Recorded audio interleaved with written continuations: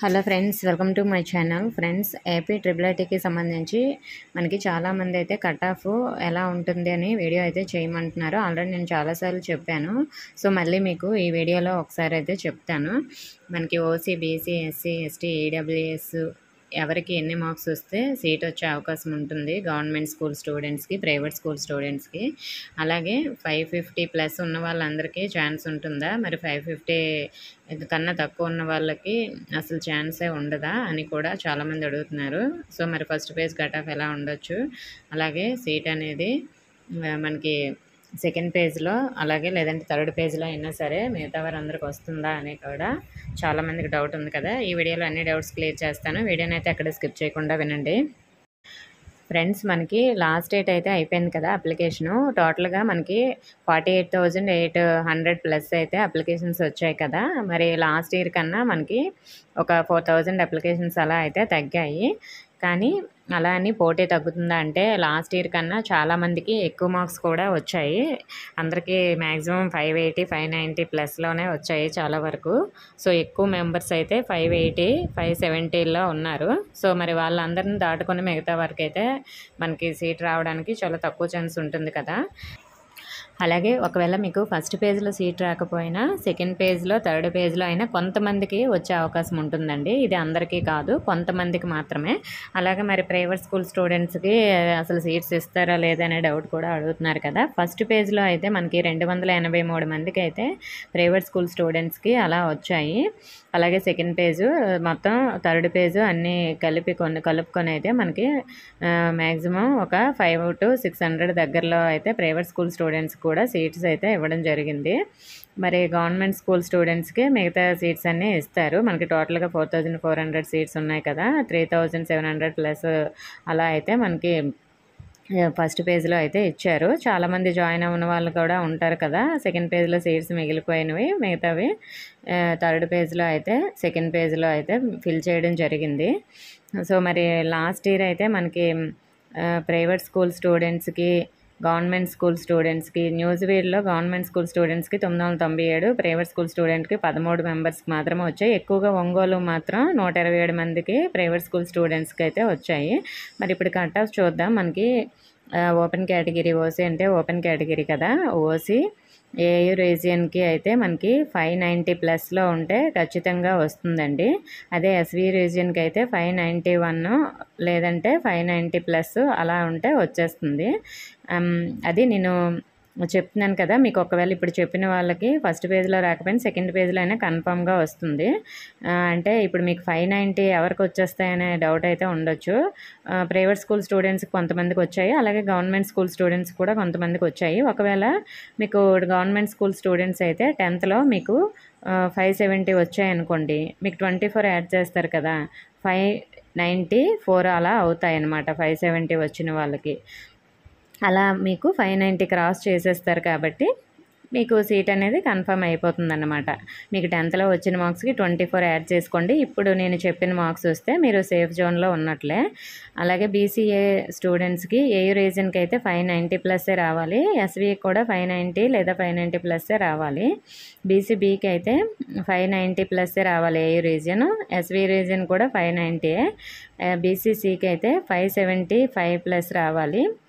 SV కూడా same 570 లేదంటే 572+ వస్తే సరిపోతుంది బీసీసీకి. బీసీడీకి 590+ రావాలి. ఎస్వి రీజియన్కి అయితే 589 లేదా 590 బీసీడీకి వస్తే సరిపోతుంది. బీసీఈకి 586+ రావాలి.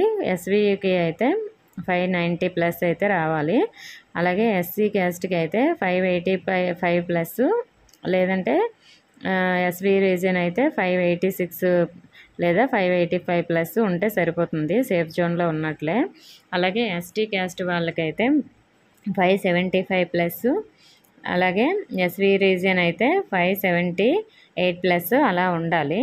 మరి నాన్ లోకల్ వాళ్ళకైతే మ్యాక్సిమం 590+లో ఉంటేనే వాళ్ళు హోప్స్ పెట్టుకోవచ్చు. ఓన్లీ బీసీసీ క్యాస్ట్ మాత్రమే 580+, నాన్ లోకల్ వాళ్ళకైతే ఛాన్సెస్ ఉంటాయి. ఇంకా మరి ఇప్పుడు నేను చెప్పిన మార్క్స్ మీకు ఎవరికీ రాకపోవచ్చు. ఇంతకన్నా మీకు ఒక 2 మార్క్స్, 3 మార్క్స్ గవర్నమెంట్ స్కూల్ స్టూడెంట్స్‌కి యాడ్ చేసినా కూడా ఆ దగ్గరలోకి రావచ్చు వాళ్ళందరూ. మరి వాళ్ళకి సీట్ వచ్చే అవకాశం ఉంటుందా అంటే ఉంటుందండి. ఎందుకంటే మనకి ఇప్పుడు నేను చెప్పిన కట్ ఆఫ్‌కి 1 ఆర్ 2 మార్క్స్ తక్కువగా ఉండొచ్చు. First page cut off. అదే మీకు దగ్గరలో ఉంటే మాత్రం మీకు సెకండ్ పేజ్‌లో వచ్చే ఛాన్స్ ఉంటుంది. అలాగే అమ్మాయిలకి కూడా ఇంకా కొంచెం తక్కువ మార్క్స్ ఉన్నా వాళ్ళకి సీట్ వస్తుంది. ఎందుకంటే వాళ్ళకి రిజర్వేషన్ ప్రకారం కొన్ని సీట్స్ అయితే మిగులుతాయి కదా! వాళ్ళకి ఎక్కువ సీట్స్ ఉంటాయి అబ్బాయిల కన్నా. కాబట్టి ఇప్పుడు నేను చెప్పిన మార్క్స్ కన్నా ఒక 5 మార్క్స్ అటు ఇటుగా అయినా సరే అమ్మాయిలకి సీట్ వచ్చేస్తుందన్నమాట. ఇప్పుడు నేను ఫర్ ఎగ్జాంపుల్ బీసీబీకి చెప్పాను కదా! ఏ రీజియన్ 590 ఇలా రావాలని. అంటే 590 ప్లస్‌లో ఉండాలని. అంటే వాళ్ళకి 565 అలా వచ్చాయనుకోండి. వాళ్ళకి గవర్నమెంట్ స్కూల్ అనుకోండి.